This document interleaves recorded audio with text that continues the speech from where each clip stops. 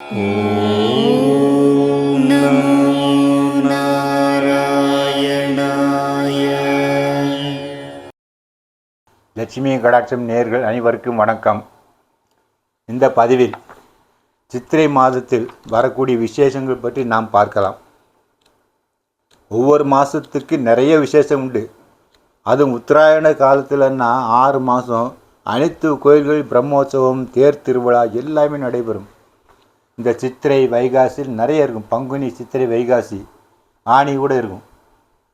நிறைய கோயில்களில், அநேக திருக்கோயில்களில் எல்லா பிரம்மோற்சவம் நடைபெறக்கூடிய 4 மாதம்தான். அந்த அளவுக்கு ஒரு மிக முக்கியமான மாதங்கள் உத்தராயண காலத்தில். இப்போது இந்த சித்திரை மாதம் என்னென்ன விசேஷம் என்றால், சித்திரை 1ஆம் தேதி தமிழ் வருஷ பிறப்பு. ஏப்ரல் 14 வந்து தமிழ் வருஷ பிறப்பு.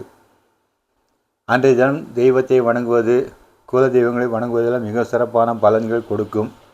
அப்புறம் சித்திரை மாதம் 7ஆம் தேதி ஏப்ரல் 20 அன்று அட்சய திருதியை.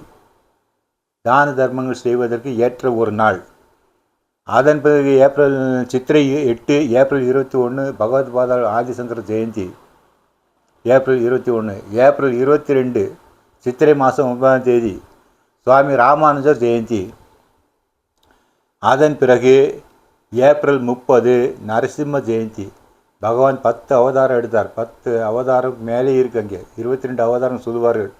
அவர் எடுத்த 10 அவதாரங்கள் மிக முக்கியமானவை. அவற்றில் மிக முக்கியமான நரசிம்ம ஜெயந்தி. அந்த நரசிம்ம ஜெயந்தி வந்து ஏப்ரல் 30ஆம் தேதி வியாழக்கிழமை அன்று நடைபெறுகிறது. மாலை வேளையில் பிரதோஷ நேரத்தில். அன்றைய தினம் நரசிம்மரை வணங்குவது நல்ல பலனை கொடுக்கும். அவருடைய வழிபாடு மிக முக்கியம், அவரை வழிபடுவது. அதன் பிறகு மே 1ஆம் தேதி அன்று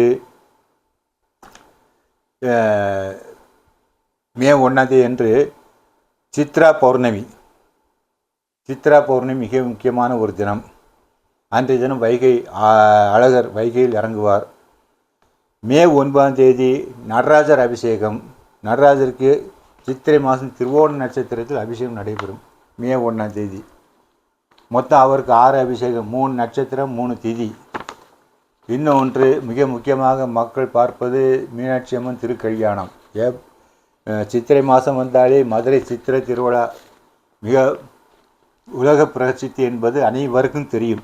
அதுபோல் இந்த வருஷம் மீனாட்சி அம்மன் திருக்கல்யாணம் 28 ஏப்ரல் செவ்வாய்க்கிழமை என்று வருகிறது. சித்திரை 15ஆம் தேதி 28 ஏப்ரல் செவ்வாய்க்கிழமை என்று மீனாட்சி அம்மன் திருக்கல்யாணம்.